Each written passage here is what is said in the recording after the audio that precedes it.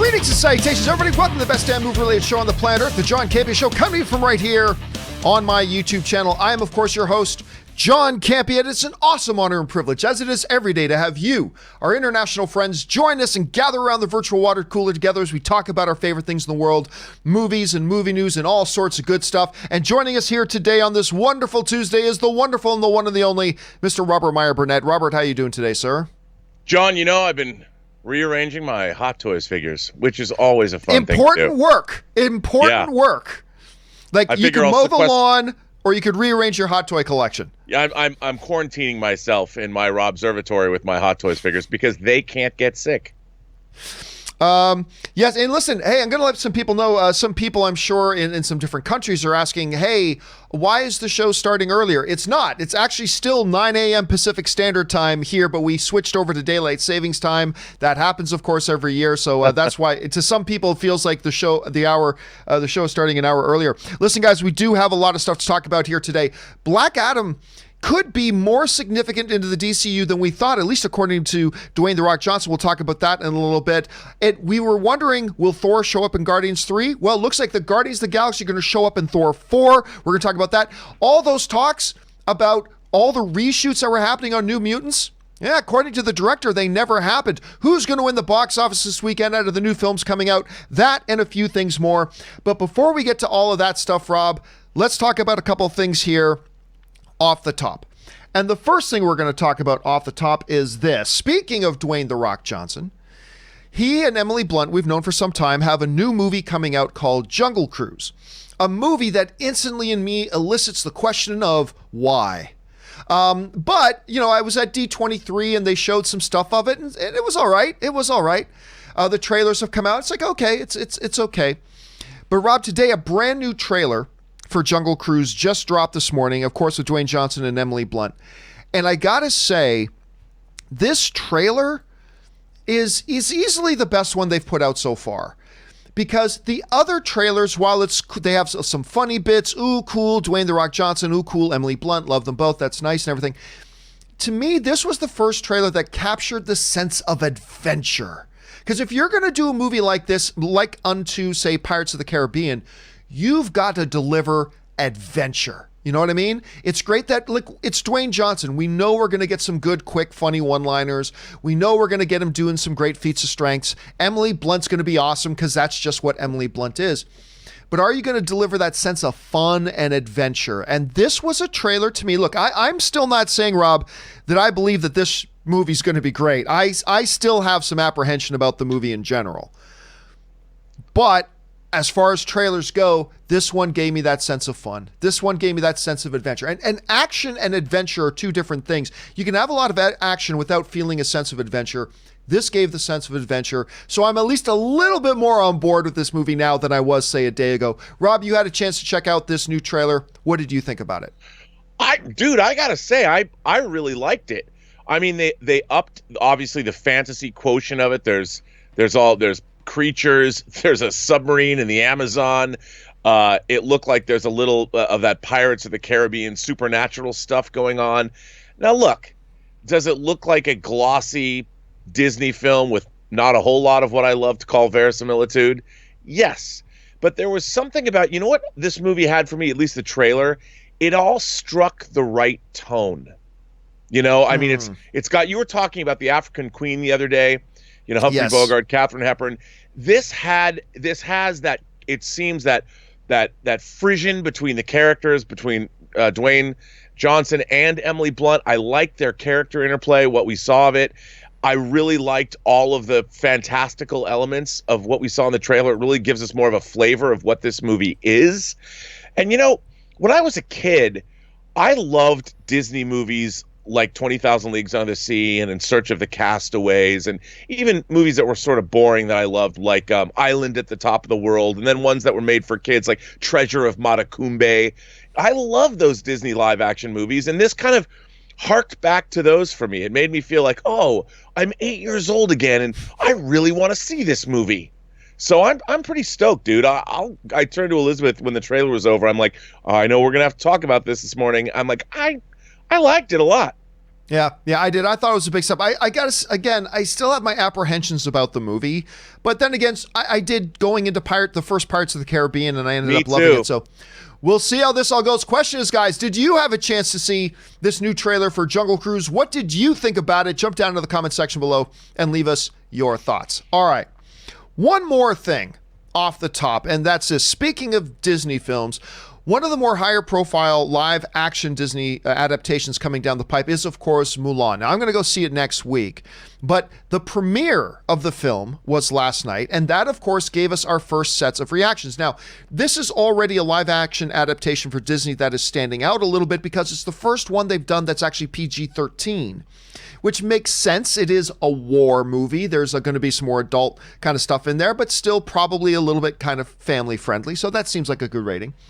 Well, the first reactions now are coming in for the Mulan, and for the most part, they're outstanding. A couple that are like, could have been better, but for the most part, pretty outstanding. So the Hollywood Reporter gives us these reports from giving us some of the reactions. Our friend Eric Davis wrote, Mulan is exciting, vibrant, emotional, and different from the animated version. It's definitely its own thing, which I dug. A more mature Disney film featuring stunning production design and fight choreography.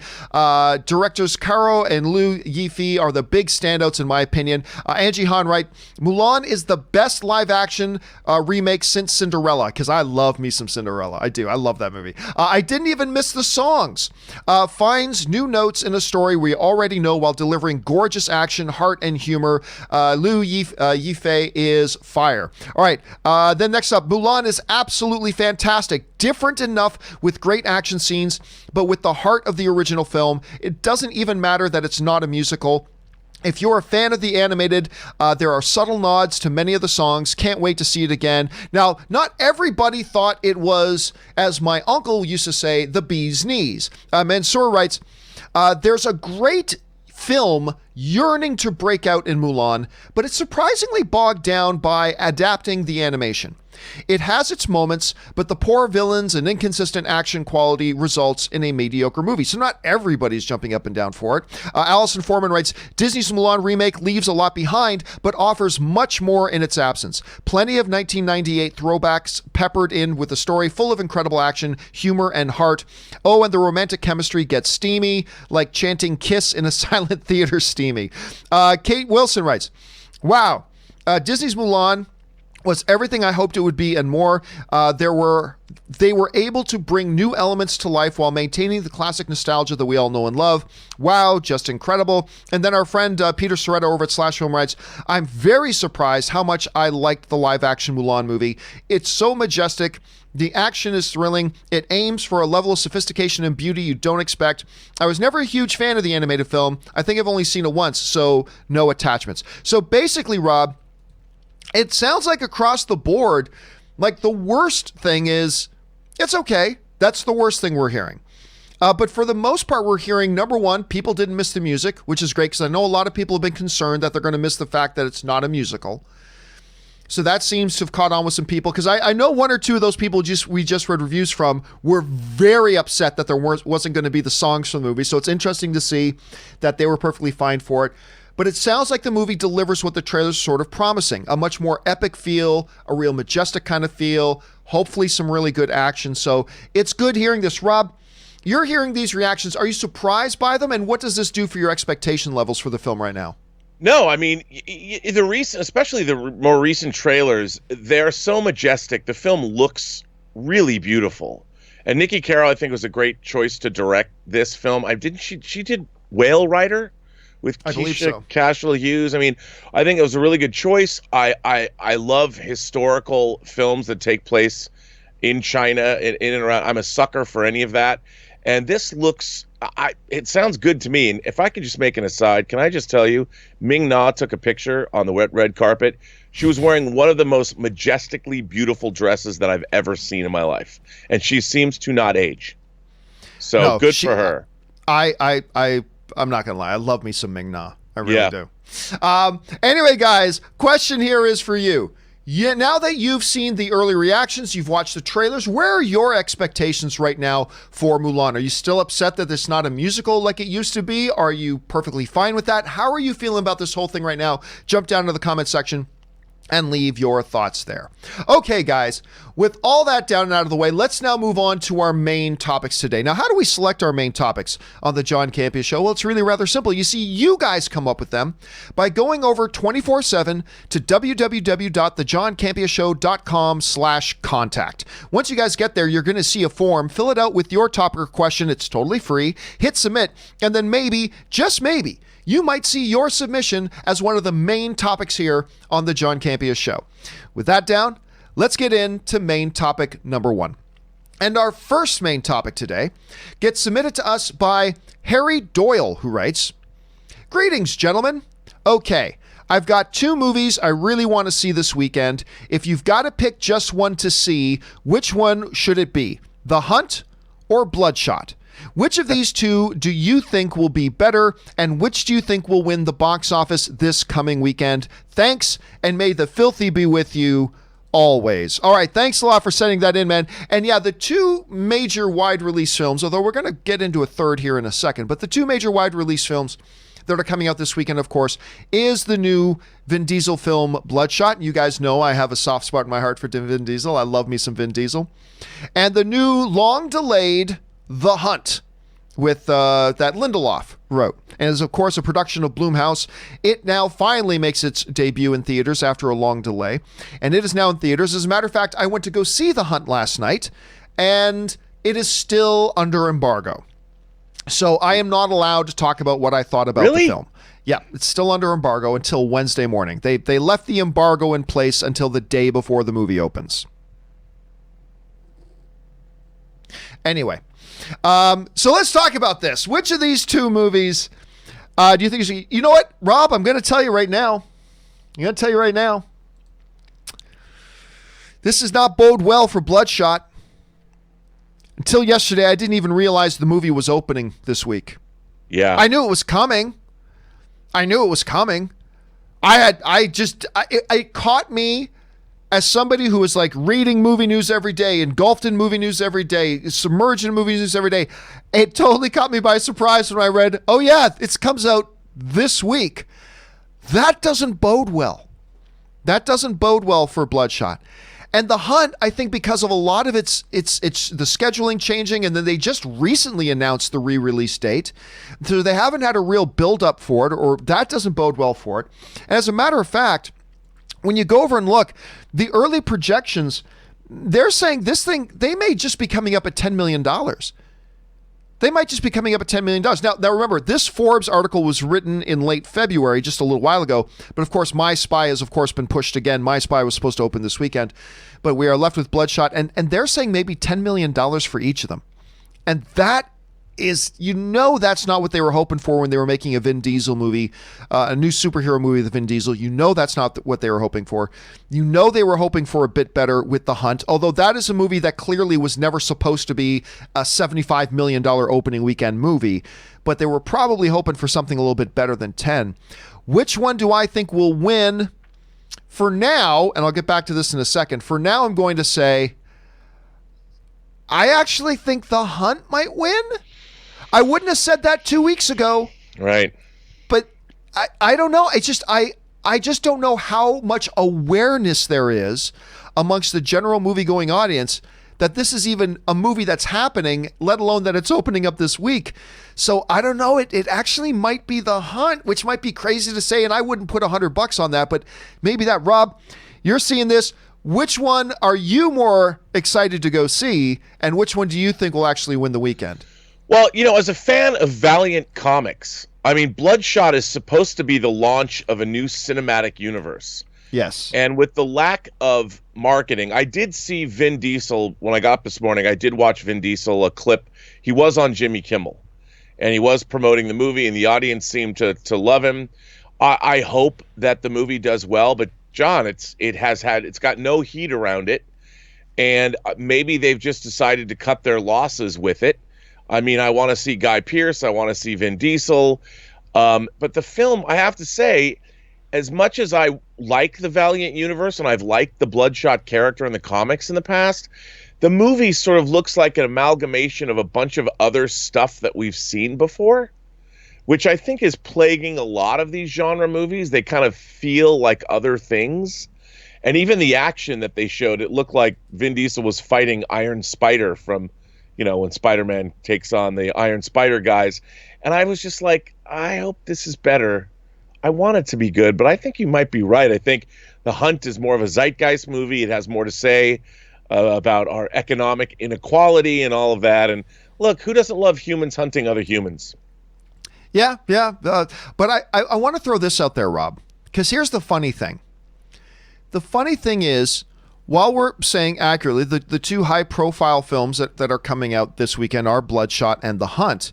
I'm going to throw this out there. And I said between them, I think The Hunt might actually edge out Bloodshot. I'm going to throw this out there, too. I'm actually not so sure either one of these films win the weekend. And right. I'm not talking about Onward.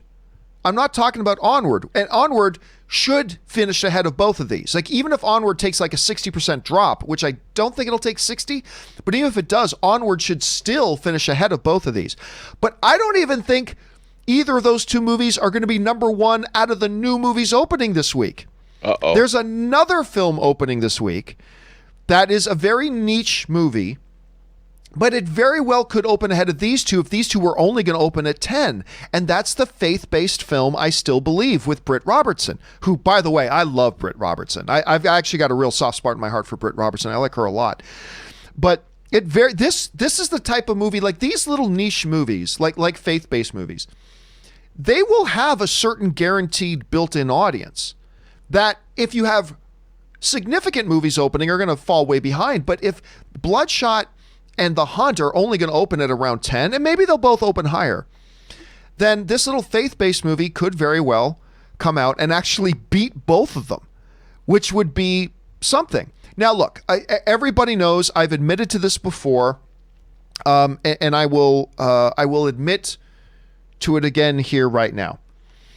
When it comes to faith-based movies, I must admit, I personally kind of feel like they're all crap. Now, the funny thing is, do you want to know where I developed that opinion that faith-based movies are all crap? At Bible college. It was at Bible college. I'm not kidding. I'm not kidding. Me and my fellow seminary dudes were like, our movies, we would refer to them as our movies at the time, suck. They suck. And they do. They do. The movies, it's all subjective. Maybe you love them and that's great. But I remember... Why do you think that is? I think because at the end of the day, look, in a good movie, a great movie, there'll be a moral to the story or an observational point of view from the filmmakers or what have you. But I found, and I can only speak for myself and the people that I knew, that faith-based movies, 9 times out of 10, no, I'm going to be honest, 10 times out of 10, were not concerned about telling good narrative. They were only concerned about what the message of the movie was. And that's it. They're only concerned about saying the message of the movie and not concerned with making a good movie with believable characters and interesting situations and narrative, because that's never where their focus was. And so, yeah, I remember being a Bible college student, and like all of us were like, oh God, these movies are so bad. Like I just remember all of us were kind of like that, but you never know. You never know. I have to say, I only asked because back in 2008, I was the assistant editor on a movie that was based on it was a faith-based novel that Barry Pepper and Mira Sorvino are in, called Like Dandelion Dust. And I thought it was, when I first worked on it, I'm like, oh man, this is going to not be good. But I thought it was pretty compelling, and it was really, really well done. I think it has to do with the talent. I think the people that are actually making the movies, I think they need to step up their game and not be so maybe obvious about the messaging. They've got to tell the story and allow the message to, I think a great faith-based movie, the message should be inherent in the material. You don't have to necessarily hammer it home. You still, like anything else, you have to tell a great story and present great characters. and what you want to come through will come through. But if you put, your agenda or your reason for making the movie in the forefront, you're not going to make a great movie per se. At least that's the way I see it. Yeah, but what do you think? So I think at the end of the day, Onward will be the #1 film at the box office this weekend. But out of the new ones, what do you think about my prediction that I'm starting to think that I still believe might actually be the #1 film out of the new films opening? What do you disagree with me, or what do you think? No, I mean, I didn't know that was coming out. And faith-based films are very smart. A lot of them, if you keep the budget down, they're kind of like what Jason Blum does. They market or Tyler Perry.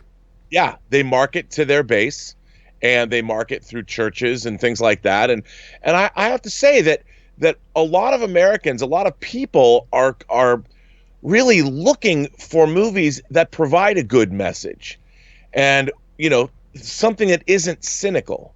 And whatever you believe, I think that there might be something to the fact that you can go in with the whole family and see a movie that is going to leave you hopefully feeling good. And if it's targeted to your whatever you believe, what your faith is, I think that's not a bad thing. All right, question is, guys, when you look at Bloodshot and you look at The Hunt, which of the two films there, those two primary films, are you more excited to see right now? Were you like me that you like, gosh, I wasn't even aware that Bloodshot was opening this weekend? Or maybe you were. Maybe you've been waiting a long time for The Hunt. Maybe you haven't been. Jump down to the comment section below and let us know your thoughts. All right, next up. And the second main topic that was sent in to us for today's show gets sent to us by Frank Castle Jr., who writes, isn't he dead? Anyway, hey guys, I've been really excited for the Black Adam movie for like 5 years now, and it's hard to believe it's actually on the way. Did you see The Rock's Instagram post about it today? He says that Black Adam will represent a shit in power. I think he probably meant a shift in power. A shift in power in the DCEU. Do you think that Black Adam is actually going to be a major shift in direction for the DCEU, or do you think Dwayne is just doing his usual great Mike Skills promo? All right. Thanks a lot for sending that in, man. And yes, look, he's not even exaggerating. I still remember it was like 5 years ago at CinemaCon that they announced Dwayne "The Rock" Johnson is going to be Black Adam, and Dwayne Johnson came out on stage, and everybody in the auditorium, we were all excited, and he's talking about how he's going to be like all this kind of stuff, and then nothing happened, and then nothing happened, and then nothing happened, and years passed, and years passed, and years passed, and now apparently finally they're going to start shooting this thing this year. Well, Dwayne "The Rock" Johnson, who's very active on social media, took to his social media and he said this, posting yet another ridiculous beast mode picture of himself. The Rock writes, "The hierarchy of power in the DC universe is about to change. Training and prep for Black Adam has been a grind, but the passion project outweighs the sacrifices, truth, justice, and the Black Adam way. Hashtag eye for an eye." I wonder if that gives us a little bit of an insight into the movie. Hashtag anti-hero, hashtag Black Adam, blah, blah, blah, blah, blah, blah. So in the words, again, of Dwayne Johnson here, that the hierarchy of power is about to shift. There's a couple of ways of looking at that, Rob. Number one, like Frank Castle Jr. said in the email, this is just The Rock being The Rock. Like, give The Rock the mic, let him promo your thing, and he'll promo the hell out of it. So maybe it's just a promo piece. Or another way you could look at it was Dwayne Johnson giving us a little bit of insight of, is Black Adam essentially taking the place of Superman? Yeah, because in the hierarchy of power in the DCU, there is one clear king on the mountain, and that's Superman. Clearly, it's Superman. Is that about to change? We know they've been moving away from Superman. So, Rob, in this message that The Rock is giving, is there something to be gleaned, or is it just him promoting the film? How do you see it right now? I think there absolutely is.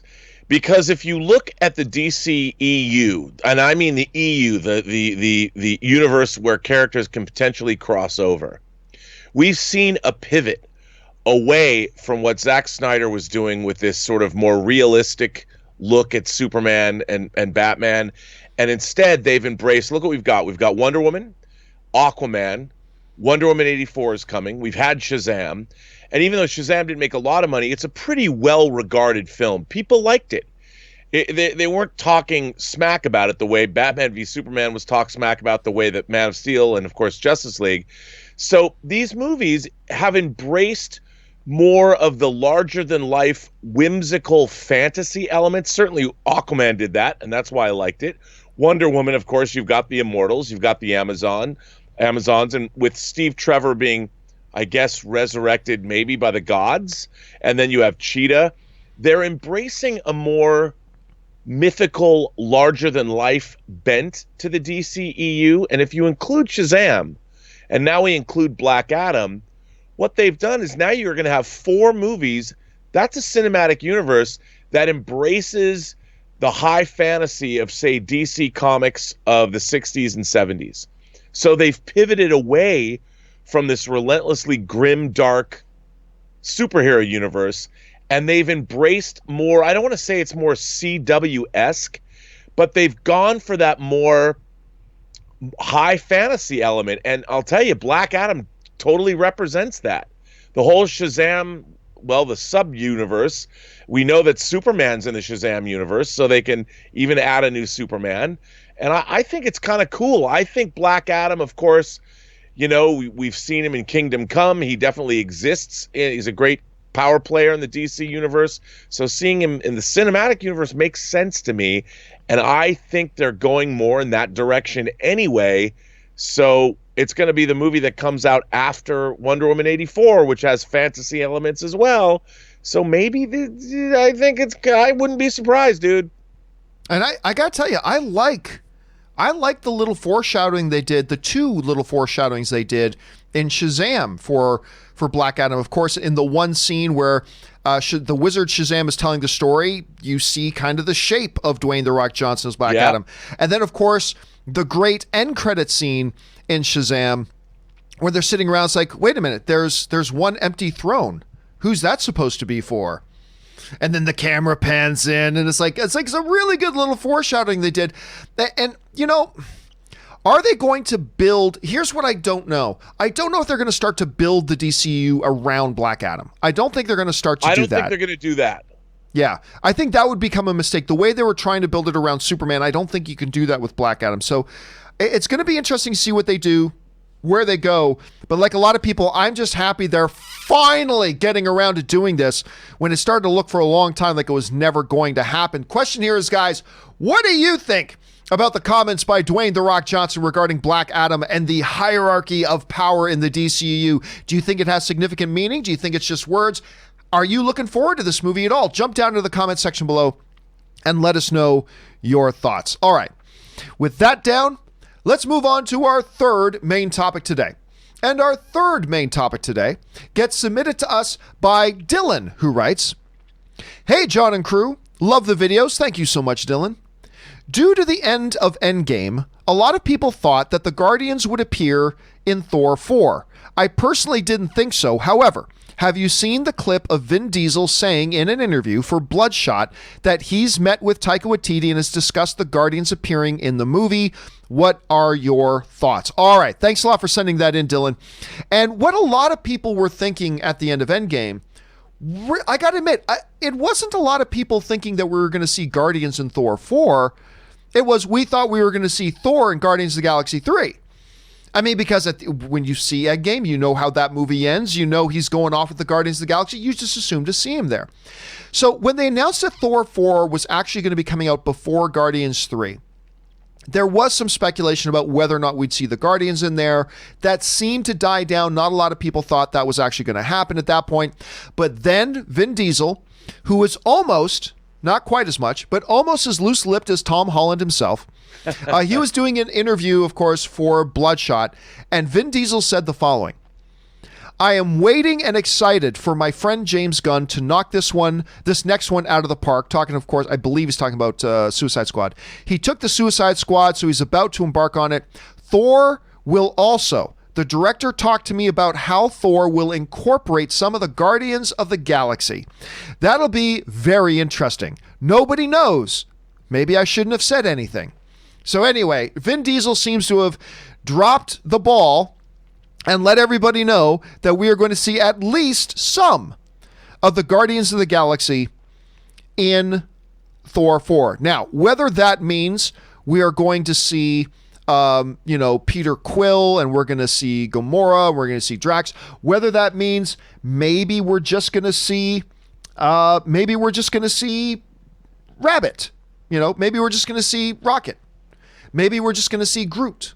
I'm sure if he's talking to Vin Diesel, Groot has to probably be one of the possibilities there for that. So I got to say, Rob, I had come to the point as a fan that I was just kind of assuming we weren't going to see the Guardians or any of the Guardians in Thor 4. Like, I knew that was a possibility before. I'd come to the point where I thought, okay, we're probably not. And then maybe in Guardians 3 we will. We, of course, talked the other day about how Chris Pratt made the comment of, oh, hey, why is everybody saying Thor's not going to be in Guardians 3? Who says he's not going to be in Guardians 3, right? So we know that's still on the table. I was a little bit surprised to hear these comments from Vin Diesel.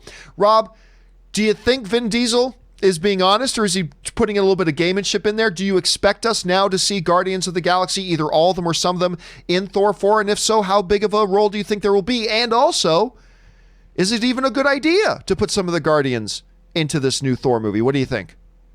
Well, I think you have to. If Guardians is coming out first, I would suspect, a la the beginning of Guardians of the Galaxy 2, with Thor: Love and Thunder, I bet the opening will be a big set piece with the Guardians and Thor, and then they will part ways at the end of that set piece. And so then Thor will go off on and do what he's going to do, and the Guardians will go off and do what they're going to do, and it answers the question, because look, Endgame was pretty definitive about how we left our heroes the last time we saw them, and it would rob the audience, I think, and Marvel doesn't do this. They're going to give the audience what they want. They're going to give us a big scene that's going to open the movie, kind of like we had Surtur opening Ragnarok, which was such a great, fun scene where we got the immigrant song and we got to see Thor just opening up the way we've wanted to see Thor open up with his hammer. I mean, what a scene that was. It was funny. It was action packed. It kicked ass. And Taika Waititi knows. He knows what's up. And I think that we're going to get a scene like that. It'll be spectacular. It'll be hilarious. And at the end of it, they will part ways so Thor can go off on his adventures, and the Guardians of the Galaxy are free and unfettered from the constraints of a thunder god telling them what to do. Now, we got to keep in mind here, though, we can say, and I've said it myself, and you just said it too, that, well, they have to do this because of the way the last movie ended, right? But the MCU is also the place where we ended an Iron Man movie with Tony Stark giving up being Iron Man and taking the arc reactor out, and then the very next movie, without any explanation, he's just still flying around as Iron Man, right? So it's not like, and they've done it other times as well. So it's not like they haven't done that before. It's not like Kevin Feige has never felt tethered to having to show us what happens immediately next after the end of the previous movie. He's always been kind of taking the liberty to jump ahead. I don't know. What do you think? But it's too juicy. It's too delicious. The audience I don't disagree. I don't disagree. I think they know. I think Kevin Feige more than anybody. The reason, why these movies I think are as good as they are and as fun as they are, if you're a fan of the MCU, and I am, it's because Kevin Feige is giving people what he wants to see. I think ultimately the final arbiter of the MCU is Kevin Feige's like, well, that would kick ass. Let's do that. I really believe that, because he gets it. He knows what the audience wants. He is the proxy for all of us. As John Schnepp would say, Kevin Feige is probably the ultimate sweaty. He always was. He was a Star Trek fan, an MCU fan before there was the MCU. He loved the cinematic universe, the Marvel universe. He worked on 13 Marvel movies before the MCU. So he gets it. And he just thinks, yeah, man, if I don't think it kicks ass, we're not going to do it. And I think that's the secret to the success of the whole MCU. And I think, the reason why other franchises that we might love that are at say the same studio, but run by other people, those people aren't the audience. They don't they don't love this stuff. And if they're not the audience, they don't really understand it. I'm not saying that perhaps other executives aren't the audience necessarily, but they didn't grow up as fanboys the way Kevin Feige did. So when he makes the decision to make something kick-ass, like having an awesome scene with the Guardians and Thor, just opening up some whoop-ass on wherever they're opening up whoop-ass on, I mean, it's going to be great. Just like the beginning of Guardians 2, you had that great, I mean, Groot's dancing around while the other Guardians are taking on that giant monster, and you've got, you know, Drax with his knife jumping inside the mouth, the maw of this thing, and which, by the way, in all of Guardians 2, that was the only action scene for Drax the Destroyer. Just want to throw that out there. It was they had Drax the Destroyer, no action scenes in the rest of the movie. Can you imagine Thor and Drax cooperating, doing something like that? I mean, it could be dope. I want to see that, dude. But and here's Kevin the thing, Feige though. knows I want to see it. But here's the thing. This is the other kind of thing. Am I interested in seeing a scene with the Guardians and Thor? Sure. But with the end, I believe this. The end of Endgame didn't leave us as the audience with a whet appetite for a Guardians and Thor scene. That Endgame left us with an appetite for a Thor and Guardians movie. That's what I wanted to see. Everybody was talking as Guardians of the Galaxy. We want to see, because look, the scenes that we've had with Thor and the Guardians have been gold. Whether it's he looks like a pirate and an angel had a baby. We're talking about, then what else do I have to lose? Some of the best scenes in both Infinity War and Endgame came with Guardians. And I think there's, no doubt. Yes, a scene would be good. A scene would be good, but I'm still sitting here kind of the opinion that I want to see a movie of the as Guardians of the Galaxy. That's kind of what I want to see. But I'll take whatever they can give us, Rob. I'll take whatever they can give us. All right, guys, the question is for you. What do you think about this little revelation by Vin Diesel? Are you excited that we're going to see 1, 2, 3, 4 Guardians of the Galaxy in Thor 4? If so, how many do you think are going to show up? How big of a role or small of a role do you think they're actually going to play? Jump down into the comments section below and let us know your thoughts. All right. With that down, guys, let's move on to our fourth and final main topic today. And our fourth and final main topic today gets submitted to us by Geeky Gator, who writes, "Hey, John and gang. New Mutants director Josh Boone recently said that he wasn't sure why everyone said that the film had reshoots, because they never did. At a certain point, it seemed like everybody said they did reshoots. Why do you think things like this circulate so much when it was never even close to true?" All right, thanks a lot for sending that in, man. And yes, in the never-ending odyssey and soap opera that has been the New Mutants, which was supposed, by the way, tomorrow marks the 35th anniversary of when it was supposed to come out. So in this never-ending soap opera of New Mutants, that was supposed to come out, push. No, without exaggeration, was it 3 years ago? No, it was 2 years ago that the first trailer, 2 or 3 years ago that the first trailer came out. I can't remember. And we're still sitting here, it doesn't have it. One of the commonly believed things about it was that they had to go back in and do a whole bunch of reshoots, and more problems happened from there. But according to a new interview with director Josh Boone, that never happened. Now, this is what he just said. This was what Josh Boone just said now. "Everybody said we did reshoots. We've never done reshoots. And I'll tell you this, if there hadn't been a merger, I'm sure we would have done reshoots the same way every movie does pickups. But we didn't even do that, because by the time the merger was done and everything was settled, everybody's older." Which was something that we talked about, Rob, about how, listen, when you go from 34 years old to 37 years old, no big deal. But when you go from like 18 years old to 21, you could look significantly different, right? Or even younger than that. And that's what brings us, like, even if the merger hadn't happened, I mean, these kids are all older now. So how can we do reshoots? So the question then kind of becomes, Josh Boone is asking, why are people saying that we did reshoots? And a lot of people are now asking, like Geeky Gator just is, like, why did everybody say with reshoots? Well, okay, the director said no, but the producer of the film, maybe this is why there was some confusion, because the producer of the film, Simon Kinberg, all the way back in 2019, Simon Kinberg, who is, of course, he directed X-Men, what was the name of the last one? Dark Phoenix. He directed X-Men Dark Phoenix, and he just said the following, and I missed it here. There it is. He just said the following. This is in 2019, so this is going back now. What's happening is we're going to do reshoots.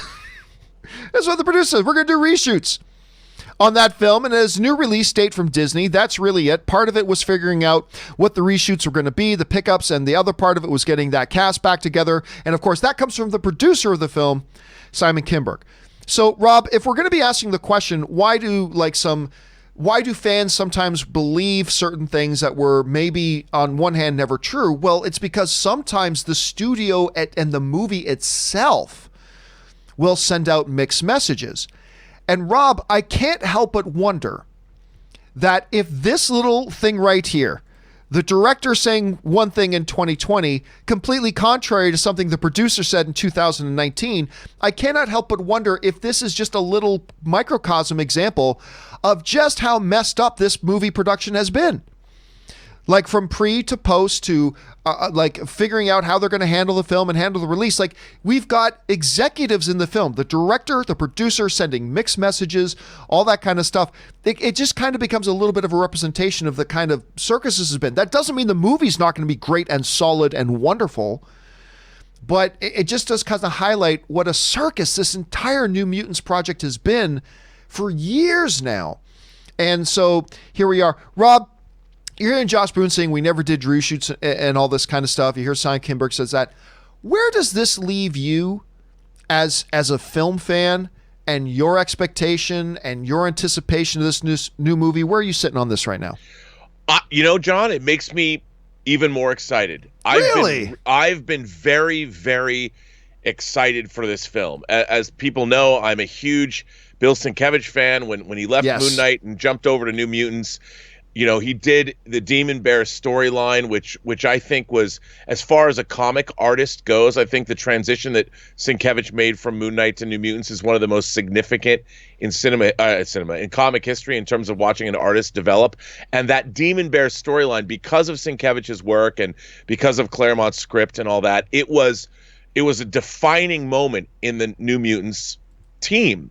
And I think that Fox, we know they interfered with Fantastic Four. We know that Dark Phoenix was kind of a mess. They always second guess themselves. They didn't really know what was going on. And I think after the success of Deadpool, they were probably like, what do we do now? We've got this weird horror movie superhero hybrid. What are we going to do with this? I think it was the studio that balked, and they wanted to change it. They were second guessing what they were doing. And then, of course, the merger, the sale of Fox happened. And I think this film was something that Fox was not, they didn't know from the executive side. They didn't know what to do with it. The filmmakers are like, we made the movie we said we were going to make. It's done. And the studio's like, well, we're going to change it, and we're going to make it more accessible to maybe a younger audience, so it's not as horrific, or who knows. But I think it was the studios. I would say it's the studio's fault. The fact that they didn't do reshoots is very telling. There wasn't a problem with this movie. It's not like they looked at Fantastic Four or something and they thought it was a hot mess or whatever. It's the movie that they made originally. And for me, it's always about authorship, and the fact that it's getting a theatrical release says something. I mean, if Disney didn't have to put this out theatrically, they could have put it on Hulu and nobody would have, no harm, no foul. But there's commercials for it. I've seen trailers for it. It looks really good to me. I'm stoked, dude. And I think that this might be, hope, a victory for anybody who's a fan of that comic and is a fan of Chris Claremont and specifically Bill Sienkiewicz. Here's what I wonder, though. If there were no reshoots, how much studio interference was there really in the film? Well, I don't think there was. I think what they did is they wanted to change the movie from what it was. What I had heard was because of the success they had with Deadpool and Logan, that they actually were thinking maybe we need to make this darker. Maybe we need to make it more R-rated and stuff like that. I don't know. But I'll tell you what, those three films, Deadpool 1, Deadpool 2, and Logan, those movies are the reasons why I've always had a cautious optimism about New Mutants. Because in Deadpool, look, Deadpool now, everybody just thinks, oh, Deadpool's obvious. No. That was a huge gamble that Fox took. Yep. A lot of studios weren't willing to make that movie. Fox took a chance on it.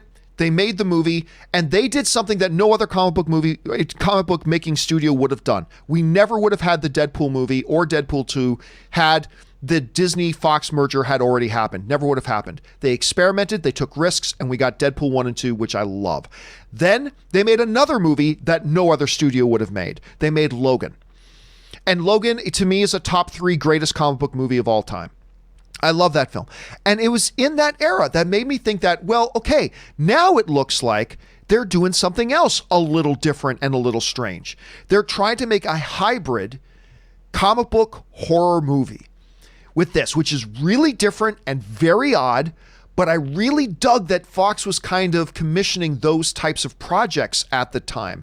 And because of that, despite all the circus atmosphere, Rob, despite all of that, I have remained guardedly optimistic about this New Mutants movie. And fingers crossed, I hope it turns out to be great, because there's a lot of potential there, dude. There's a lot of potential in this movie. Yeah. So here's hoping it works out to be as good as we all think maybe it can be. All right, the question here, guys, for you is, what are you thinking about this whole state of New Mutants right now? Have you just kind of given up on the film? Are you still optimistic about it like we are? What do you think? Jump down into the comment section below and let us know your thoughts. Okay, guys. With all that down and out of the way, we're now going to move on and take your live questions. Now, before we get to the live questions, I'm going to let you know there are 2 ways you can send in live questions if you so choose. The number 1 way and the best way is to use the tip link that you see in the top line of the description of this video. So if you just use that tip link, you can send in your question, or if you rather prefer, you can just use the super chat feature here on YouTube. Now, before we get to those live questions, as we do every day, Robert and I are going to take just a quick 4-minute break. We're going to stretch the legs, rest the vocal cords, go refill our drinks, give you a chance to run and use the bathroom. So if you guys will hang tight with us for just a couple of minutes, don't go anywhere. We will be right back.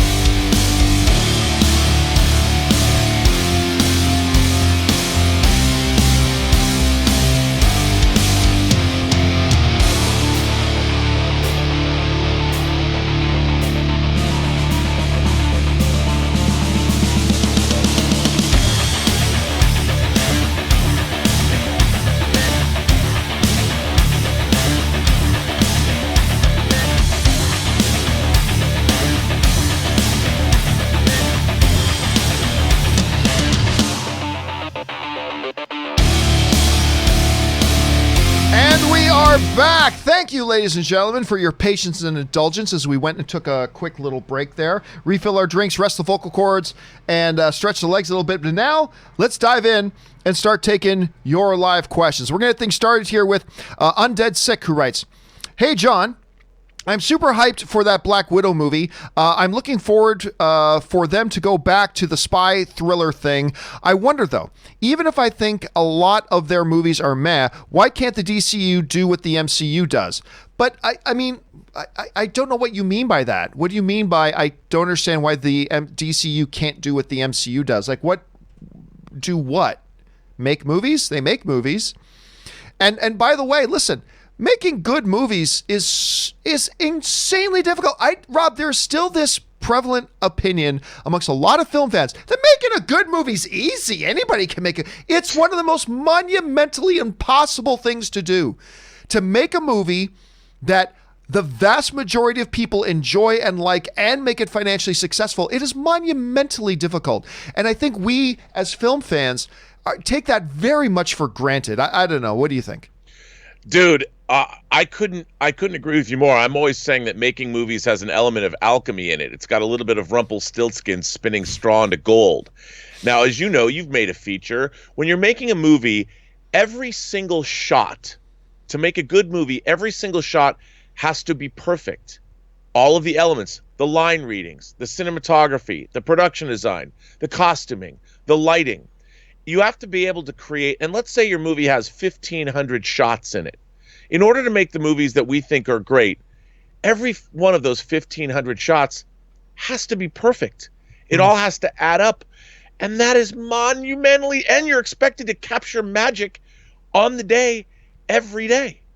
You know, that's why you have to go back, and these big tentpole movies have to have reshoots built into their schedule, because it's impossible to capture that kind of perfection all the time. And then you have to be perfect in editing and perfect in scoring and perfect in your special effects. You have to earn the audience's love each and every shot. And there's a million different elements in each one of those shots that have to be perfect. It's amazing that any movie is good at all. Yeah, and Kevin Feige has even said, too, like, you can be on set every day and you can be thinking you're making the next great movie of all time. And it's not till after production's done that you're sitting down the edit and you get like halfway through editing and you realize this is not coming together the way we thought it would. I mean, this is something that can go wrong. Making a movie can go wrong in 5 million different ways. And it's, hey, look, DC has made some good movies. In my opinion, they've made some really fun movies, especially like Man of Steel, Shazam, for example. But making movies is hard. So I just don't understand what people mean by why can't Disney or why can't DC do what Marvel has done? I'm just like, I'm not, but specifically, like, do what? They make the movies and all that kind of stuff. But anyway, it is what it is. All right. Undead Sick also writes, "Hey, John, I have seen The Invisible Man last weekend, and I thought it was amazing. It was amazing. Oh my God, Elizabeth Moss, given the movie was so bleak, I wanted more positive and lighter ending, but that's pretty much my only negative. I gave it 4 stars. I was so impressed with that film. And, you know, we're talking a lot about how, hey, Hollywood, look at what you can do with a $7 million movie. They spent $7 million making that movie, and they made it fun. They made it thrilling. They had great performances. They gave us a really cool story, and they were able to do it all for $7 million. And I hope more people Undead can learn that lesson. All right, Undead Sick also writes, "Hey, John, I wanted to comment on No Time to Die moving to November. I feel like this is a big mistake. It's weird to do it because of the coronavirus, so we can't go to the supermarket as well. But no one cares anymore when it finally comes out." I disagree, Undead Sick. I think there was a very good business case that was made. We talked about it the other day. When you look at some of the countries hardest hit, that where they're actually literally shutting down all the movie theaters, between Italy, China, and a couple of others, a little thing was done, a report was done where they pointed out that, what was the name of the last one again? Not Skyfall. What was the name of the last? Spectre. That those countries alone represented 38% of Spectre's box office. The countries where the movie theaters are shut down right now, that won't affect most movies, but for a Bond franchise, the last movie they put out, those countries represented a 38% of their box office. That is a very solid sound business reason why you delay the movie. Now, I would have been okay if they didn't delay it as well, but at the same time, when you're looking at those sorts of numbers, there's a very, very solid, logical, rational reason for making the push for just on those markets alone, let alone what other markets might do with the effects of what's going on right now. So I thought it was a very sound decision. I would have been okay if they didn't, but I thought it was a very sound decision on their part. All right, Tony Rodriguez writes, 2 questions. Why do your streams always start with three or four thumbs down before you even start streaming? And now that Gendy's Clone Wars isn't canon, I don't know what that is. What's Gendy's Clone Wars? Isn't canon? How do you explain Anakin? Genndy Tarkovsky. He made the original animated. Oh, the original one. That's right. How do they explain Anakin's eye scar? P.S. My girl surprised me with a Bring on the Filthy t-shirt last week. That's awesome. First part, why do the videos start with 3 or 4 thumbs down? Because there are just some people who like to go to videos and click thumbs down. I mean, that's the way some people are. It's not a big deal. Actually, every click actually helps the video. I found that out talking to one of the YouTube guys the other day. And because I was talking about, trying to figure out more about how algorithms work. And what the YouTube guy actually told me was against everything else I'd ever heard. They said, actually, almost any kind of interaction with your videos is actually positive for your video. I'm like, really? And they're like, yeah. They said not always, but any kind of interaction with your video that shows that people care about the video, that they actually are moved to interact with the video, whether it's a comment, a thumbs up, a subscription, a thumbs down, is actually, I actually don't mind it all that much. But anyway, it doesn't matter if they uncanon something. It doesn't matter. How do they explain the scar? Well, it could have come from anywhere. Could have come from anywhere. It doesn't matter. Just something that happened off screen at some point.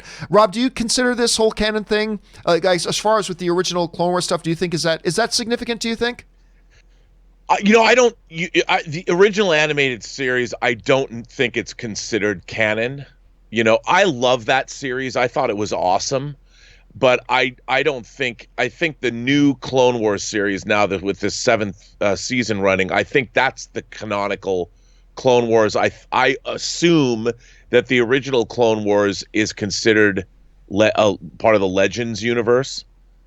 I think. Right. I mean, I know. Do you think that's significant? I don't think it's significant. I think that it's. I just think that George Lucas thought that there were too many liberties taken when they did that. I loved it because it showed the Jedis as being badass. And it was obviously it was much more anime in its look. And I just liked the energy of it and the excitement of it. It was action packed. I really liked the animation. I thought it was really dynamic, but it didn't feel as much Star Wars to me as Clone Wars does. Obviously the 7th season's Clone Wars, it was kick ass, but I can understand. I don't think it's significant though. All right, we move on here. Next one up is Jason Blum's to-do list writes, I have to go to my sofa bank to finance my next movie for Jordan Peele to direct. Hey, I want to point this out, Rob. Somebody mentioned this on the show yesterday. Because you know how I said sofa bank, and I had no idea what it meant. Somebody then wrote in and said, actually, John, in Dutch, sofa means bank. I'm like, really? So I am subconsciously a genius. I may be an outward idiot, but I am a subconscious genius. I didn't even know. I thought that was going to go down as one of the most ludicrous things you've ever seen on this or said on this show. Clearly, I was wrong. No off position on this genius switch, my friend. No off position. All right. Next one up. Eric C. writes, I will be disappointed in Black Widow if Taskmaster is revealed to be female, only because of the cinematic trope of masked hooded villains with an obvious male frame, then later unmasked to suddenly they have a female frame like Solo. I'm going to tell you right now, Eric, I remember watching the trailer and thinking that could be female. I don't think that Taskmaster has a clearly definitive male frame, especially when you consider that in the MCU, a lot of body armor is worn. So I honestly am not going in assuming that Taskmaster's his guy. But John, the comics don't matter. This isn't the comics. This is the movies. It doesn't matter. So I remember looking at it thinking, I think personally there's a 50-50 shot at it, because I do not have a pre-existing assumption that it's a guy. Again, especially in these MCU movies where a lot of people wear these like body armor and stuff like that. I'm going to be just as surprised if they reveal the character and it's a guy, or if they reveal the character and it's a woman. As long as we don't figure out throughout the movie who it is, maybe we'll be surprised. But I don't know, Rob, what do you think about that? The end of the movie comes, they reveal it to be a woman. Are you going to be completely shocked by that? Or do you think that's just, it could be either way? Well, in this day and age, revealing anybody as a woman does not surprise me. I think that could be fun. Look, to me, it doesn't make sense. Is it good for the story that's being told? And if it is, I'm happy with it. What I don't like is if it's done ham-fistedly, haphazardly, however you want to call it. I want to make sure that it feels earned and that it sticks that landing. And if it doesn't, well, yeah, I mean, look, they could do a reveal and it can be a guy and it can be totally anticlimactic and it can be totally, that makes no sense. And it's like, And they can do that if they reveal it and it's a female character. It could be totally anticlimactic. It could be totally makes no sense. And it's like, Or it could be great either way. I'm more concerned about it being a great reveal than I am about whether it's a man or a male or female character. It could be great with either. It could be terrible with either. I'm not going to say if it's a man that makes it good or bad, or if it's a female, it's going to make it good or bad. It's just, is it going to be a good reveal? That's all I'm concerned about right now. All right. Willow writes, you mentioned Strange Brew the other day. That's right, I did. Someone has recommended the movie to me, but I still haven't gotten around to watching it. What's your pitch to get someone like me interested in the movie? Well, first of all, it's Rick Moranis and Dave Thomas at their absolute best. So you got Max von Sydow in there, of course, as Brewmeister Smith, right up there with Hans Gruber and Darth Vader, amongst the greatest cinematic villains of all time. It is just a ridiculous, dumb, fun little movie, very much in the vein of the old SCTV. It's just a goofy little movie that for a lot of Canadians is very, very special to their heart. So I would really recommend trying it out, Willow. I would really recommend trying it out. James Durden writes, Max von Sydow's memorable roles: Flash Gordon, Dune, Ghostbusters, Judge Dredd, Skyrim, the video game, which I totally didn't even realize he was one of the voices in Skyrim. R.I.P. Max von Sydow, April 10th, 2019 to March 8th, 2020. You may get this message twice, oops, which I think we did, yeah, and we covered that yesterday, Rob, about his passing. Again, it's difficult, Rob, to mourn the passing of somebody who had lived such a long, rich, active life. I mean, he was acting right up into his 90s. He was acting right up into his final year. He was having a good time. And talk about a life well lived. I mean, yeah.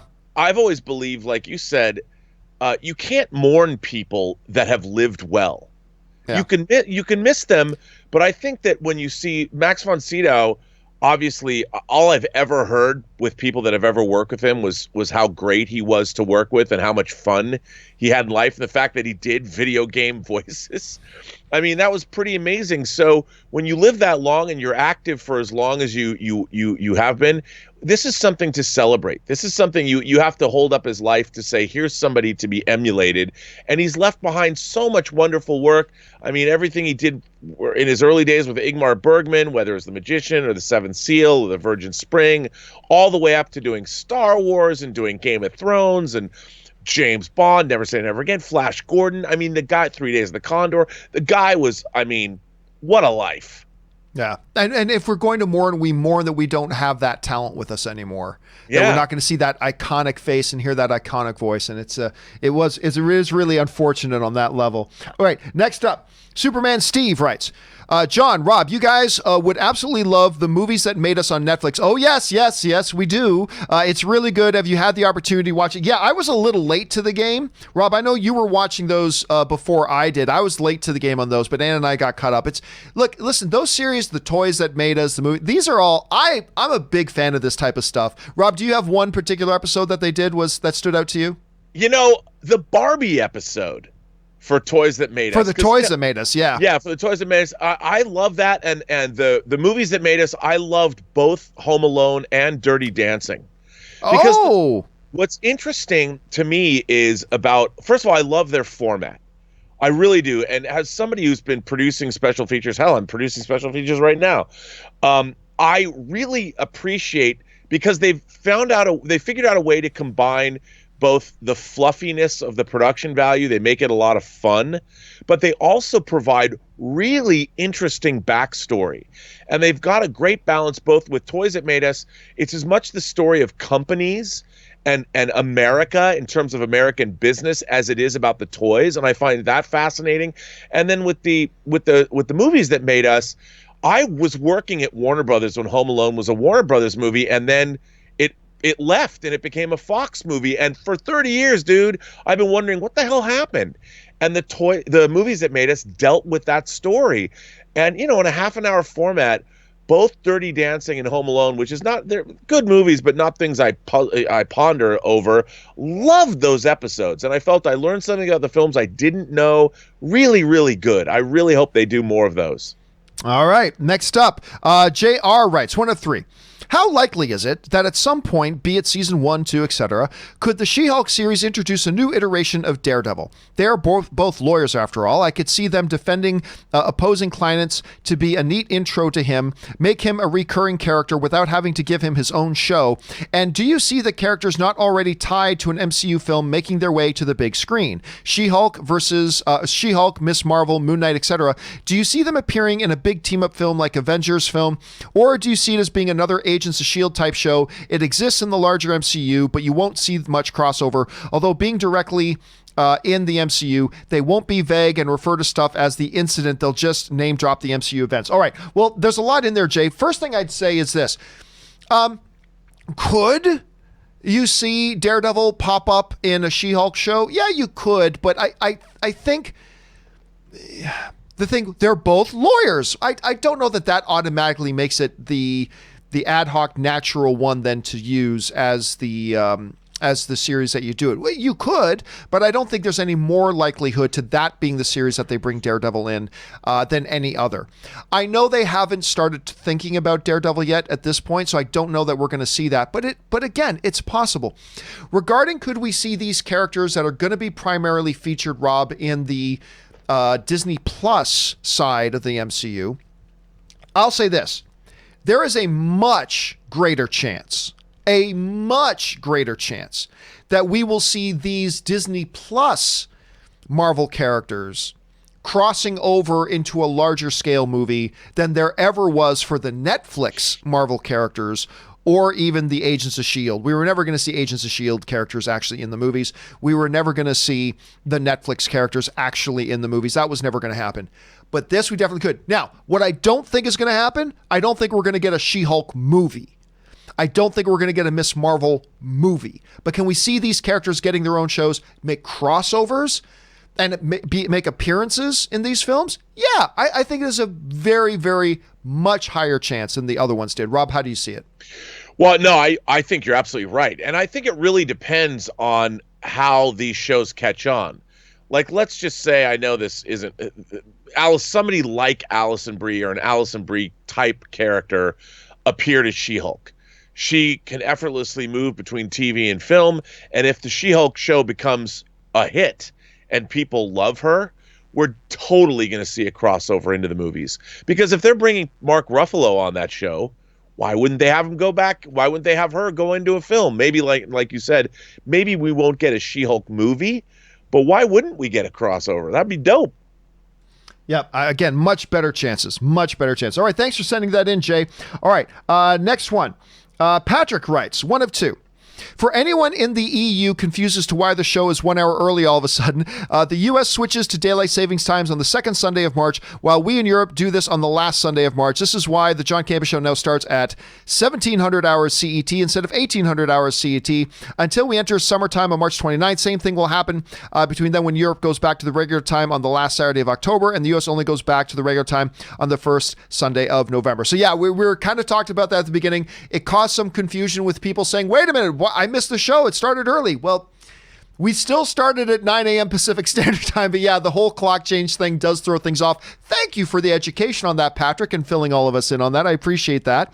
Travis writes, I'm not sure if you've heard or watched the Netflix Castlevania anime series, but it just released its third season last week.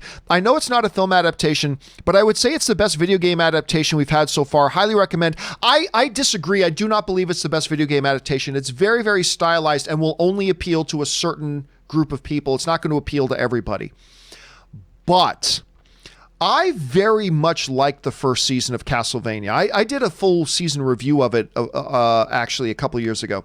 And just last night, it's funny that you mentioned this, just last night, Ann and I ripped through Castlevania Season 2. So it's really funny you're bringing that up now because we just got through Season 2 last night, which I thought was even better than Season 1. And I think much more appealing. It's still not for everybody, though. Not like a lot of video game adaptations. Like Uncharted's going to be for a good chunk of the movie-going audience. Castlevania is not. But I thought Season 2 had more broad appeal than the first season did. So we haven't started watching Season 3 yet. Rob, have you watched any of the Castlevania stuff so far on Netflix? I have, because I needed to do some research for something I may or may not be working on for them. And I loved it. I've watched the first 2 seasons. I've not watched the third season yet, but I think it's dope. And as far as a video, I used to play. I mean, in terms of a video game adaptation, I don't know if I just think it's a cool show. It's good. It's good.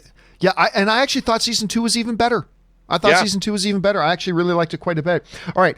John Walkden writes, wow, just finished watching the docuseries of McMillions. Anne and Kaori have been watching that in the background. Another well put together show by HBO. The stories, people, and revelations were just fascinating. All the foundations of a great big screen adaptation. Come on, Disney, release the Ronald cut. Rob, I tell you what, I thought this sounded like a dumb idea. But Anne and Kaori are these two girls are just like kind of obsessed with watching real crime docu stuff on everything. And so they started watching that. And I got to admit, they had it on while I was trying to work in the background. And I got to admit, I've caught myself not focusing on my work and instead focusing on what was going on screen. And it's pretty damn interesting. Have you watched any of this yet so far, this McMillions thing? No, but dude, everybody's talking about it. Everybody's talking about it. And what a crazy story it is. I didn't realize how crazy. Somebody was telling me about it the other day, and I'm like, really? It didn't even sound real, but it's real. And I need to watch it. All right. Next one up comes to us from a anonymous viewer who writes in, I recently got an offer to join the writing team for a website called Inclusive. They act as a Rotten Tomatoes for diversity in film, letting users rate and review representation in film. I'll be helping writing movie reviews and editorials for them.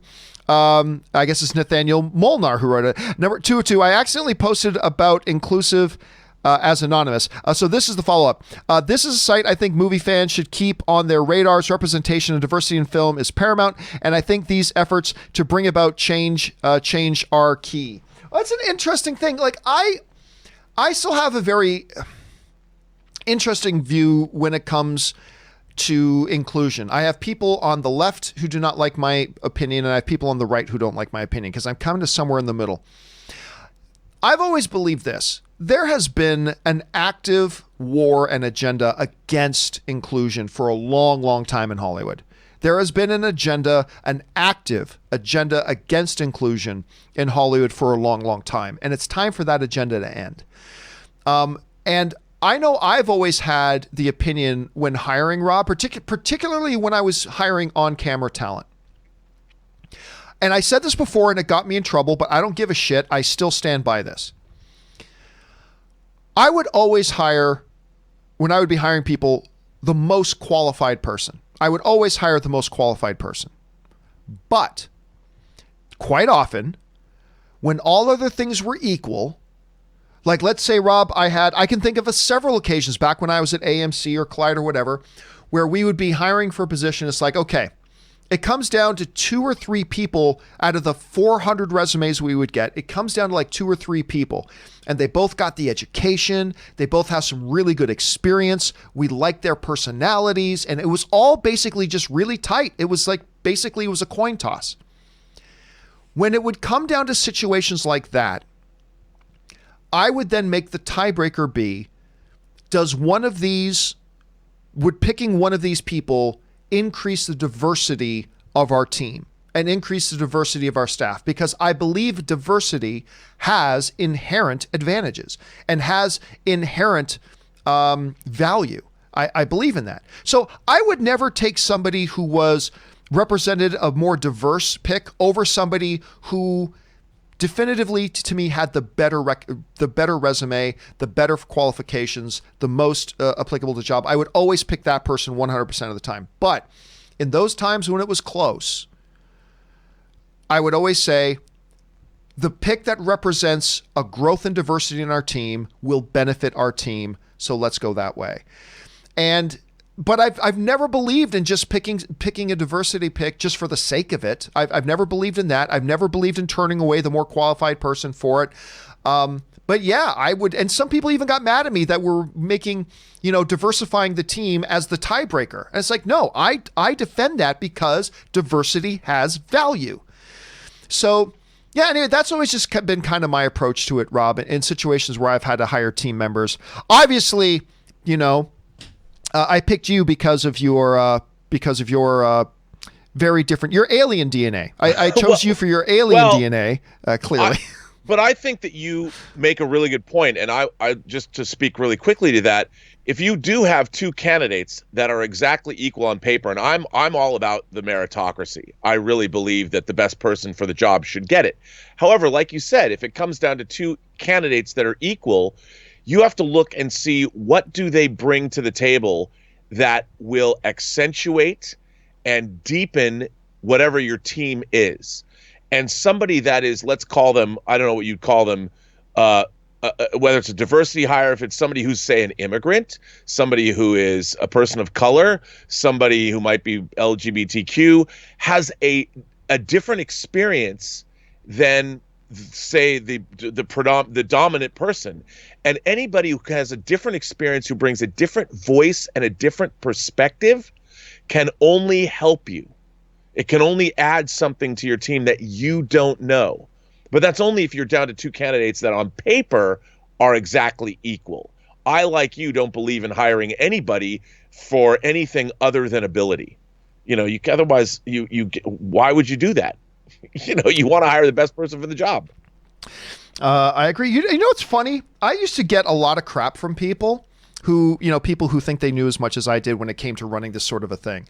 I used to take all types of crap from people that because, I had an Ashley Mova or Sinead DeVries or Natasha Martinez, right? People would look at that and say, I would often take a lot of crap from people who went, well, you only have them there because they're hot girls. And I try to explain to people at the time, dude, you clearly don't live in Los Angeles, because I can throw a quarter.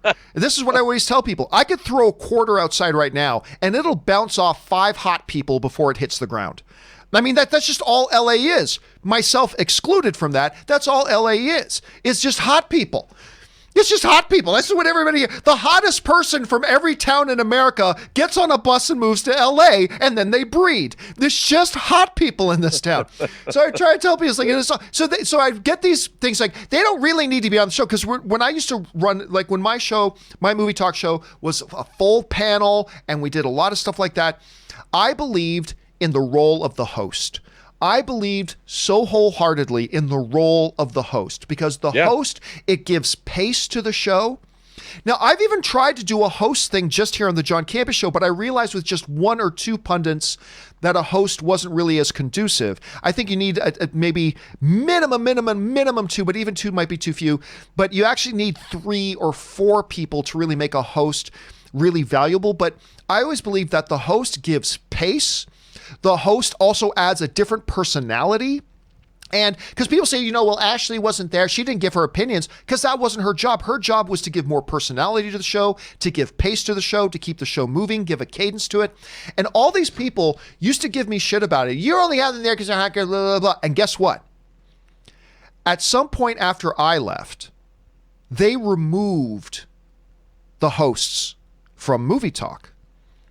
And tell me if, forget me, tell me if that show was better with hosts or without hosts. I'm going to tell you, 9 people out of 10 who watched that show said it was better with the hosts.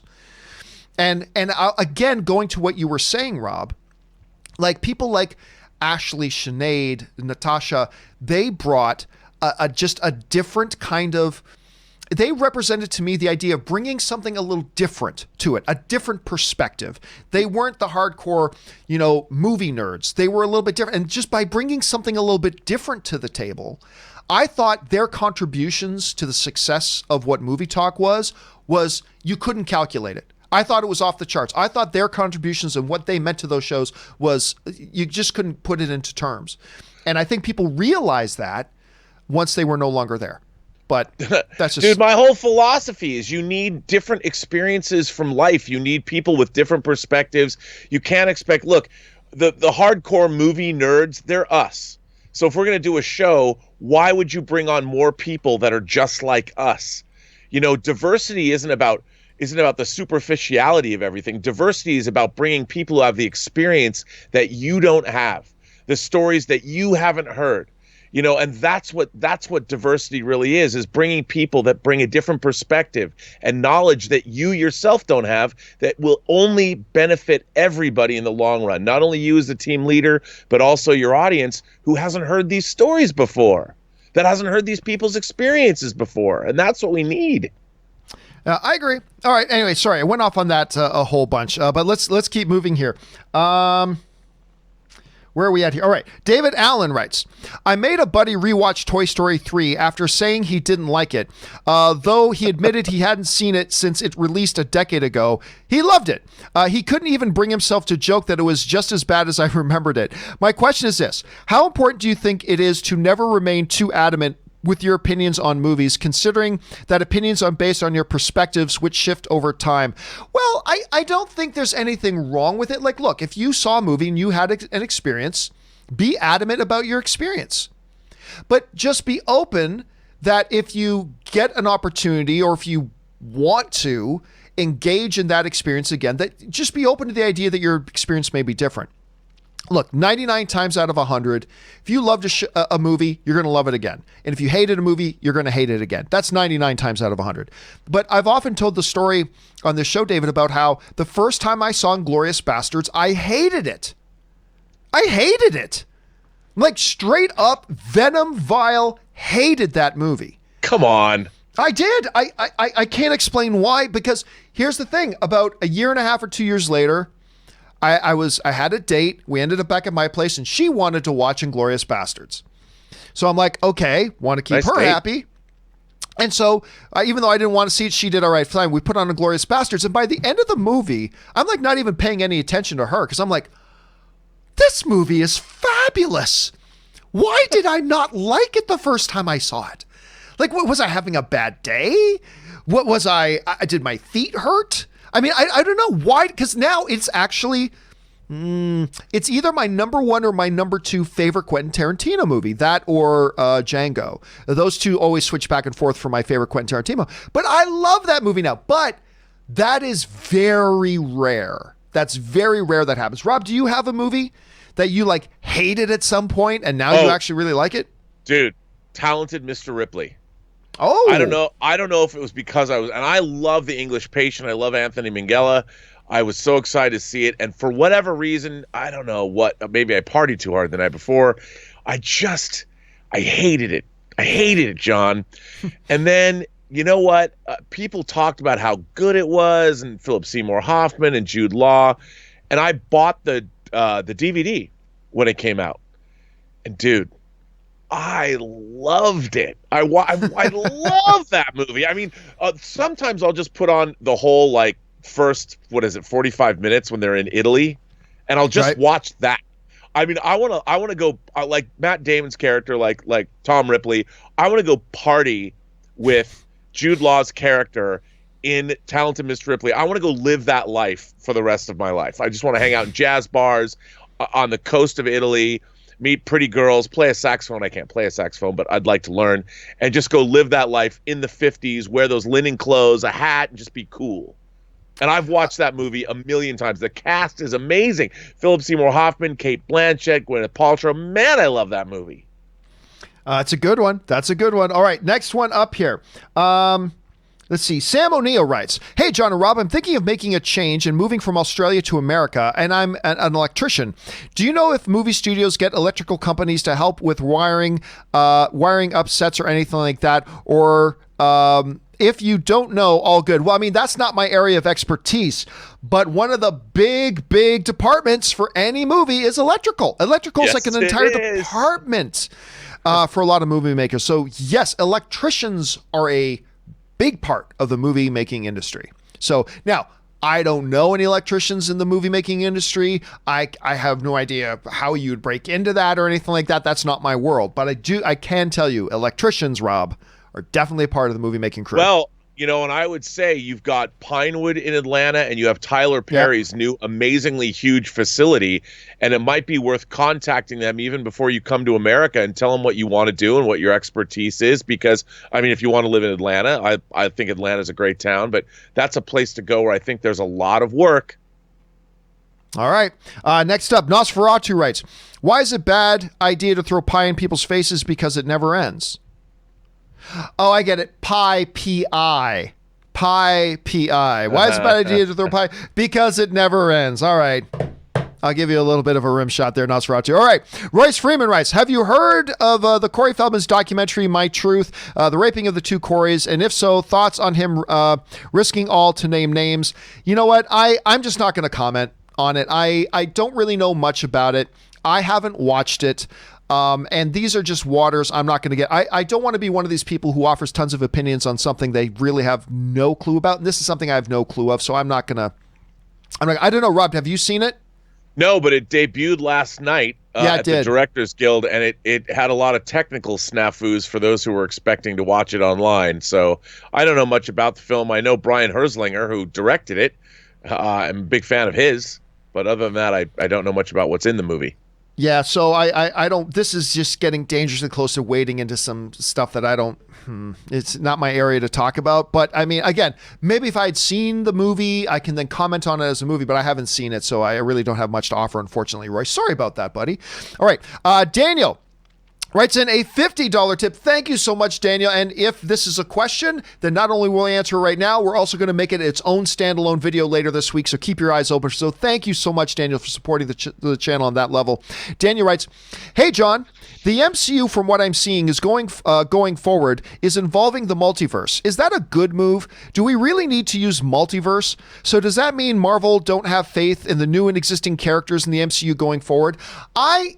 I've said this before, and I still think this. I think one of the whole things in the immediate future of the MCU, like within the next 2 years or so, I personally think, and this is not based on any insider information, this is just me as a fan speculating, that's it. I think things like Doctor Strange and the Multiverse of Madness and things like that, I think these upcoming movies and things, including the WandaVision show, are going to be used to close off that whole multiverse thing that they introduced, which can become just an utter despicable hot mess. Multiverse, to me, is a lazy, get out of jail free, there's no consequences to anything we do in our storytelling device.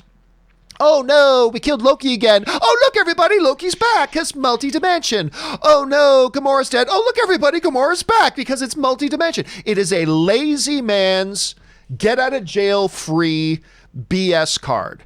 And maybe it can be useful in the odd story here and there, but it can become and make your things. That's why in the comic books, they realized this in the comic books, and that's why we had some of the big major crossover events saying, we got to do something to close this off and streamline our storytelling again. I think that's why what you saw the CW do with their shows.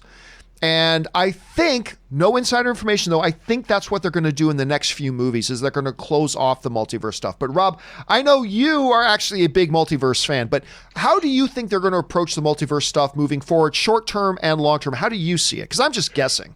Well, I think you're probably you're on the right track. I would assume, like you said, once they open up, look, we've already seen time travel. We've already seen a multiverse because you can go to all those different times, and every different time you can create a new universe, essentially, which can get really dicey because they've already set up a precedent like, well, we'll just go back in time. We have that technology and we can do whatever the hell we want now. That that is going to become, I think, a storytelling crutch. And I think the multiverse of madness, it says right away, the multiverse leads to madness. That way lies madness. We're not going to go down that way. And like you said, they're probably going to shut the door on it, which I think is smart, because then every audience member is going to go, wait a minute, you can just go back in time. So I think you're right. As much as I enjoy multiverse stories, and I grew up loving when the Justice Society of America would cross over with the Justice League of America, I think it gets really complex. And for a cinematic universe, let's just have one universe rather than the multiverse, because then all bets are off. Then nothing, like you hate fake deaths. Well, nothing that even happens will have any consequence, because you'll just go back in time or go through the multiverse or whatever and fix it. Somebody died, I'll go get him from a different universe and pull him forward. That's always been one of my big criticisms, is that literally there is not a single movie or television show ever made that has a problem in it, like the characters are facing a problem, that can't be fixed with either time travel or multiverse. There's not one. It is the fix everything card. Time travel fixes every problem ever in any movie if they played that card.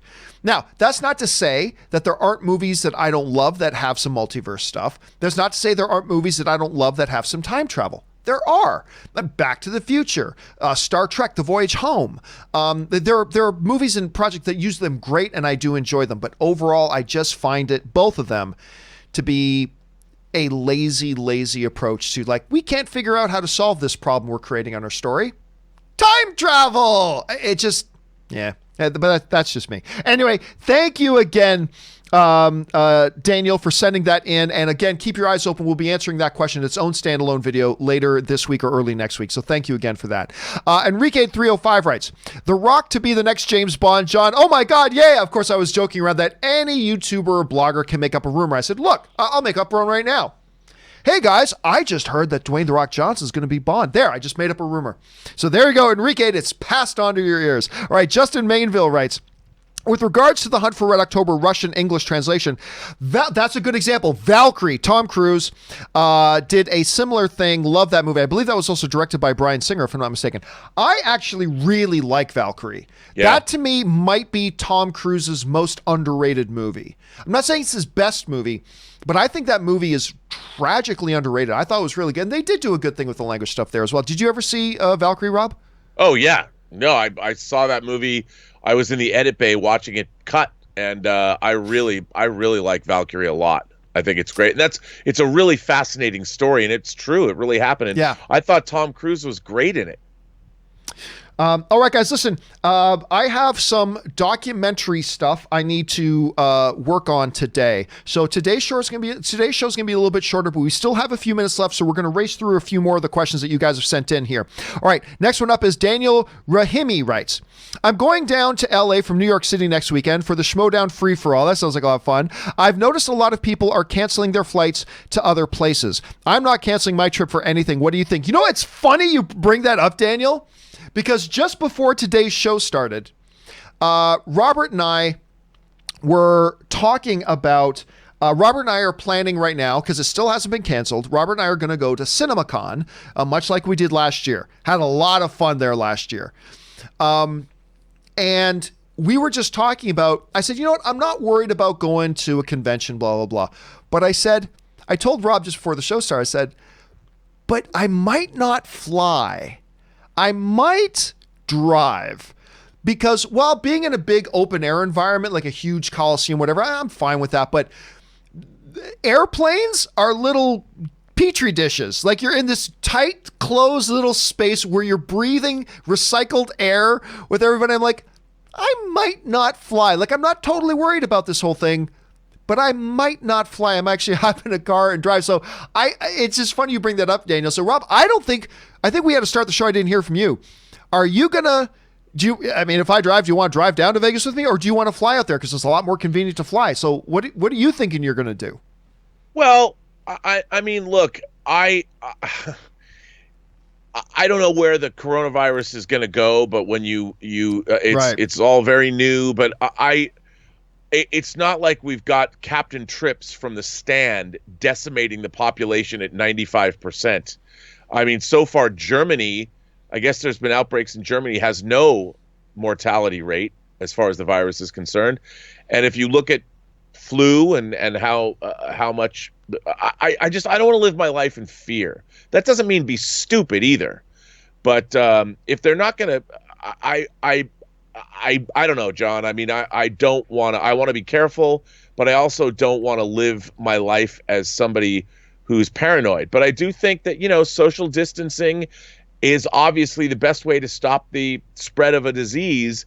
But then again, you know, you're looking at small numbers. If there's suddenly if 50% of the population is suddenly infected, well, stay home.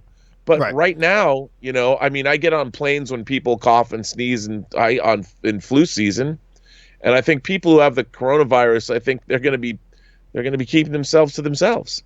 I just think the time to be cautious is not when 50% of the population has it. The time to be cautious is much earlier. So I got to look. I'm still going to go to CinemaCon.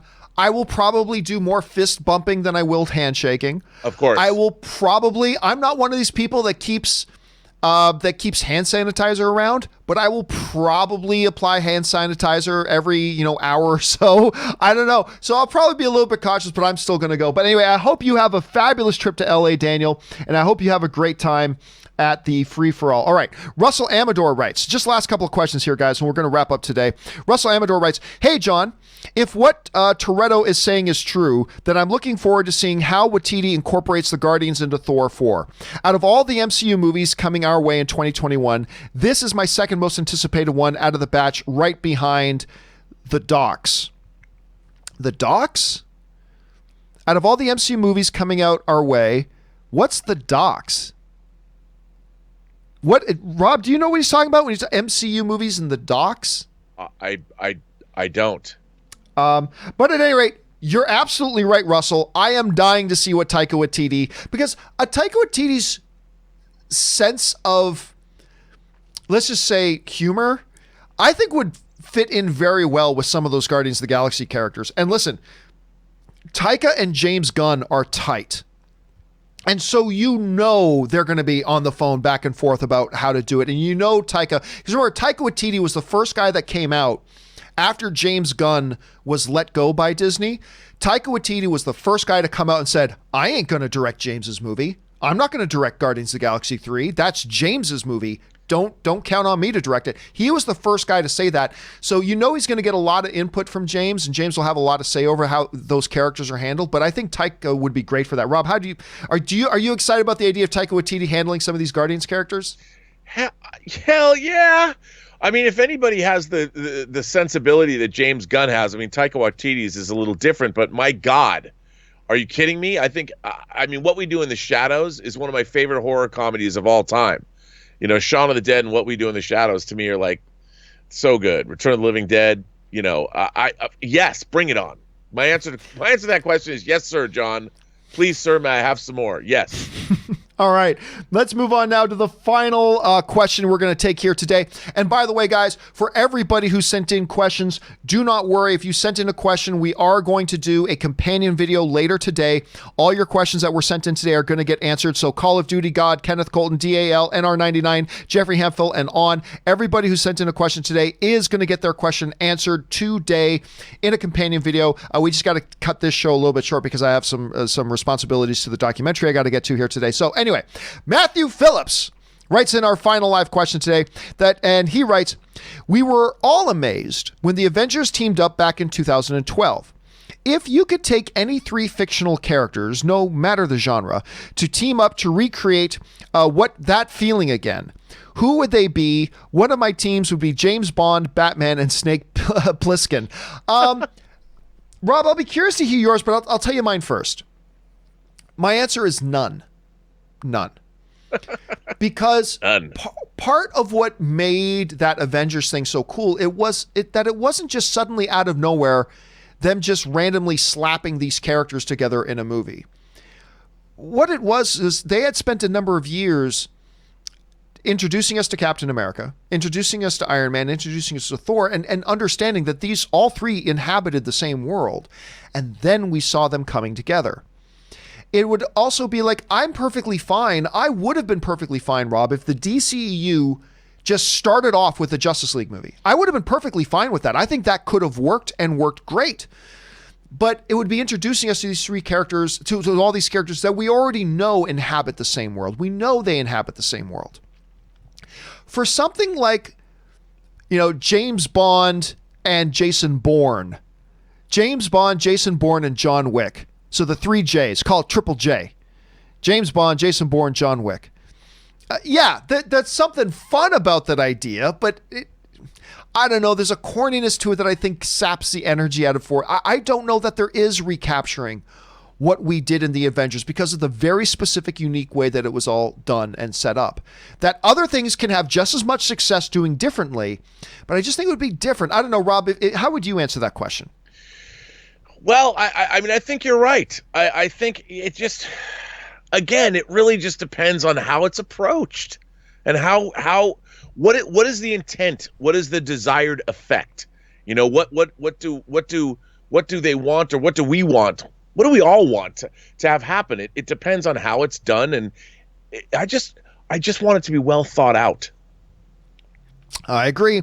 All right, guys, that will do it for today's installment of the John Campea Show. Thank you so much for being here and being part of it today. Of course, thank you to all of you for being here and making the film fan community, particularly our little branch of it right here, such a fun and informative and great place to be. You guys teach us stuff new every day. I hope you guys have had a good time, as much of a good time as we did. I also, of course, want to thank Robert Meyer Burnett for being here and adding a little drop of his glory to this whole mixture here. Rob, where can people find you online in the meantime? Well, I'm polishing my glory, apparently. You can find me on Twitter at BurnettRM. Find me on Instagram at Robert Meyer Burnett, or find me where? On my own YouTube channel, on the Burnett Work, on Robservations, a show about something. And of course, guys, you can just follow me on my social media, simply at John Campea. Guys, special thank you to all of you who sent in questions, not just because you gave us great fun things to talk about, but also because you supported the channel while you're doing it. And all of us here at the John Campea YouTube channel, thank you very much for that. All right, guys, that'll do it for me for today. Thank you so much for being here. My name is John Campea, and until next time, guys, bye-bye.